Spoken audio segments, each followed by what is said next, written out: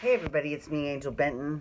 It is time for another edition of Angel Sudsy Recap, where we delve into the world of daytime television and we do a few reality shows on the side. See, I got a couple little hairs, but they're not coming anywhere. Um, just time to cut those off. Okay, so let's talk. Okay, so we delve into the world of daytime television. We do a few reality shows on the side. One of the daytime TV shows that we're doing is General Hospital.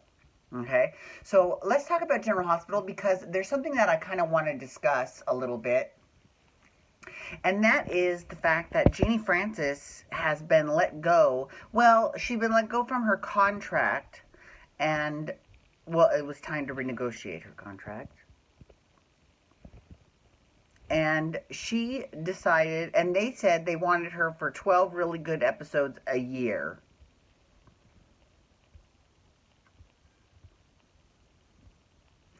Okay, so here's what I think about that. Now, don't get me wrong. I definitely think that when it comes to knowing how to um, do the best with, make the best with the amount of money that they're given, which is not as much as it was back in the 70s and 80s.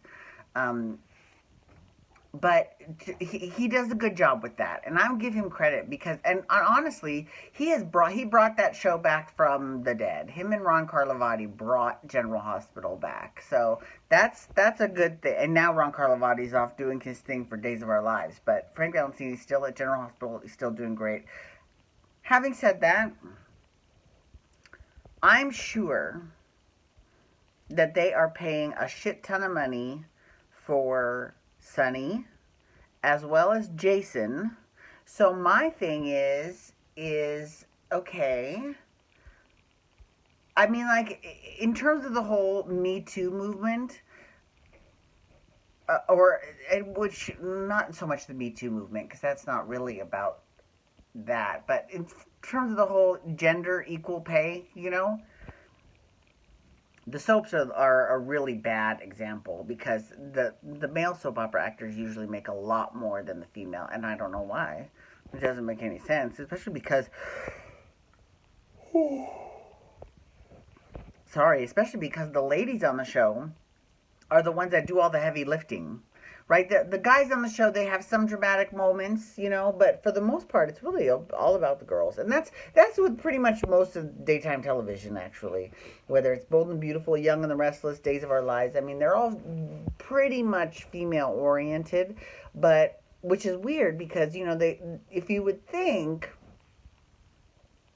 that the main audience are women, you would think that there would be more like hot guys, right? But not so much. The women care more about the stories with actual women, like, and not like sex stories, but like, like women that they relate to, that they relate to the women on the show. So I think that, I think it was very short sighted to offer Laura 12 days a year. That's seeing Laura once a month. That's like Laura being your period. Laura's your period. Yeah, no. And she was like, yeah, no. No. I'm not going to, first of all, not have a contract. And I'm also not going to take an 80% pay cut. I don't know how much it was. But Vanessa Marcel, who used to play Brenda on General Hospital, she says that they offer her an 80% less paycheck. Yeah, I would have left too. Good for you, girl. Good for you. Um, Okay, sorry. So, moving on. So, she didn't want the pay cut, and she's like, I can do more than just 12 a year. So, if that's all that they want me for, then we can part company. So, I think that Laura will be leaving Port Charles, like permanently. Will she be back? We'll see. Possible, if they change the regime. But I just think it's like there are certain people that are iconic for their shows, right? And with General Hospital, Laura, I mean, really it's Luke and Laura are General Hospital, but Luke has left the show a long time ago. And Laura's just as good as Luke. And she's tried this once before, or not tried this. She's had issues with her salary once before with previous regimes. And, one of them, she was like, I'm not coming back unless I'm making as much money as Luke. So, from what I understand, they gave her as much money as, but they gave Luke a lot more extra benefits, like his vacation he could take whenever he wants, or, those were not given to Laura. So it's really kind of a sexist thing, and I hate to say that because I love me some Disney. I am all about Disney, but and Disney owns ABC, which owns General Hospital. But I just feel like that's not the best. That's not a good look. That's not a good look on anyone. However, having said all that, I definitely think that it is Young and the Restless's gain. Because if you think about it, well, I mean, any of the other three soaps could snap up Genie fucking Francis. I mean, she's Genie fucking Francis. Come on.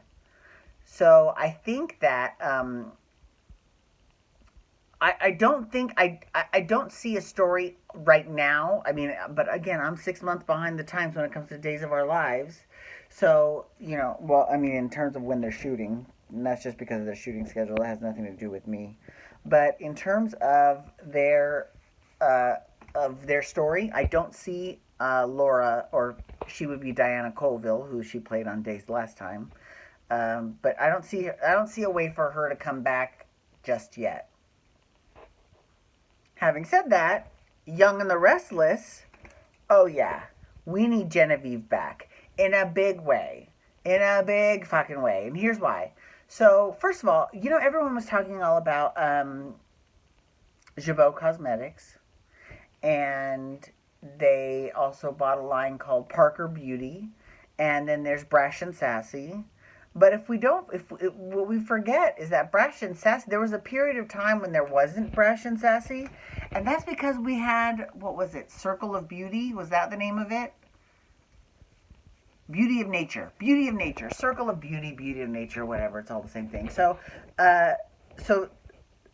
with all of this now, this cosmetic industry, brouhaha going on Young and the Restless, it would be fine to bring Genevieve back, right? And also, they can also use this opportunity to clear up a plot point that they left dangling, and that was that she went looking for Kane's dead sister. So, who has been calling out to her, and then she just disappeared. So it would be nice to see her come back, maybe with the sister in tow, or whatever. I'm telling you. And Mal Young, who is the executive producer of Young and the Restless, I don't think that I would put it past him if anything like that happened. Like I wouldn't, and good for him. You got, so when you think about people that are iconic for their shows, you think of like Kim Zimmer, is that her name? Yeah, Kim Zimmer on Guiding Light, or Susan Lucci on All My Children. God, I fucking love Erica Kane. And who are some other ones that are Erica Slezak from One Life to Live, Deidre Hall from Days of Our Lives. So with those, or Catherine Kelly Lang from Bold and Beautiful.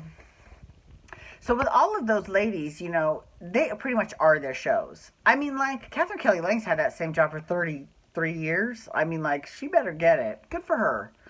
But, like, Laura is General Hospital. So the fact that they let her go, it's really upsetting. But, like I said, or they might have Genevieve come to Bold and Beautiful. Or they might have her as a completely different character on Bold and Beautiful. I'm telling you, the world is full of possibilities. Would I love to see her on Days? Of course. But I just don't, personally, I don't think that there's any storyline to bring her back with. But then again, like I said, they're 6 months ahead of me. So I don't know. Maybe there will be a storyline for her. I don't know. But either way, I am very disappointed in General Hospital for the handling of the whole Genie Francis fiasco. It's a little bit, it's a little sad. It's a little depressing. Anyways, so that's really what I wanted to talk about. I mean, we could talk about the show and how, basically on the show this past week, what happened was, Laura's like, I gotta drop out of the race, and because Spencer is in the hospital and he needs me. Okay, okay. So she's off to go with Spencer. They've both Anna and Jordan, as well as Sunny and Jason, they're all teaming up kind of to bring Faison out of hiding. And so when they do that, Nathan was originally supposed to be the guinea pig by releasing this interview with Lulu where he talks about being Faison's son.